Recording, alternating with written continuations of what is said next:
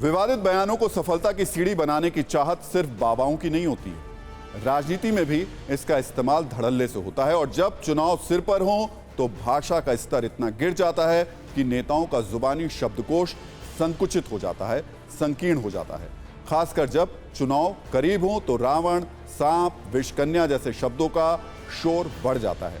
भाषा के इस गिरते स्तर की रेस के दो नए चैंपियनों की बात करेंगे और आपको विषकन्या का अर्थ भी बताएंगे। लेकिन उससे पहले शायर राहत इंदौरी के उस शेर का जिक्र करते हैं जो जहर प्रेमियों के लिए बड़ा मारक है। उन्होंने लिखा था, अंदर का जहर चूम लिया, धूल अब धुल कर आ गए हैं, कितने शरीफ लोग थे सब खुलकर आ गए हैं।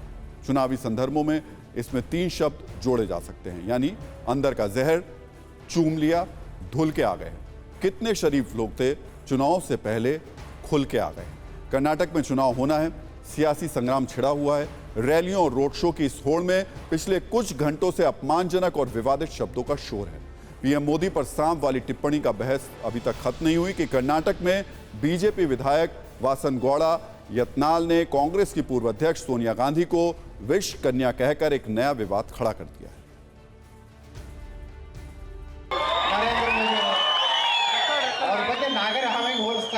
ವಿಷ ಕಚ್ತಾರತ್ತೆ ನಿಮ್ಮ ಪಾರ್ಟಿ ನೀವೇನು ಯಾರ ಮ್ಯಾಗ ಕುಣಿಲಕತ್ತಿರಲ್ಲ ಸೋನಿಯಾ ಗಾಂಧಿ ಏನು ವಿಷಕನ್ನೇ ನಂಗಾದ್ರೆ ಈ ದೇಶ ಹಾಳು ಮಾಡೋಣಂತ ಚೀನಾ ಮತ್ತು ಪಾಕಿಸ್ತಾನದ ಏಜೆಂಟರಾಗಿ ಕೆಲಸ ಮಾಡುವಂತ सोनिया गांधी। देश की राजनीति में विषकन्या जैसा शब्द नया नहीं है, पहले भी इसका इस्तेमाल होता रहा है। ऐसे में आज आपको बताते हैं कि इतिहास के पन्नों में विषकन्या किस तरह दर्ज है और इसके मायने क्या होते हैं। चाणक्य ने अपने नीति ग्रंथ अर्थशास्त्र में राष्ट्र की रक्षा के लिए गुप्त रहने वाले एक विशाल खुफिया संगठन का वर्णन किया है। शत्रु का नाश करने के लिए विषकन्या, गणिका और जहर सहित कई उपायों का विधान है और शत्रु को मिटाने के लिए बड़े खर्च को भी राष्ट्र नीति के अनुकूल घोषित किया गया है। अर्थशास्त्र के 9वें अधिकरण में मंत्र युद्ध का जिक्र है। मंत्र युद्ध का मतलब है बिना शस्त्र का उपयोग किए शत्रु को हराना। मंत्र युद्ध में विषकन्याओं को शत्रु पक्ष में भेजा जाता था। वहां सेनापति और दूसरे अधिकारियों से सारे राज हासिल करके विषकन्याएं उन्हें अपने विष से मार देती थीं।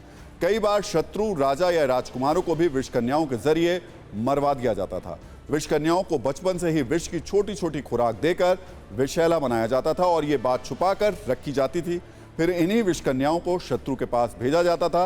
इस तरह विषकन्याएं राष्ट्रहित के लिए काम करती थीं। ये विषकन्या शब्द का अर्थ और उससे जुड़ा संदर्भ है जो आपको इस खबर के साथ बताना जरूरी था।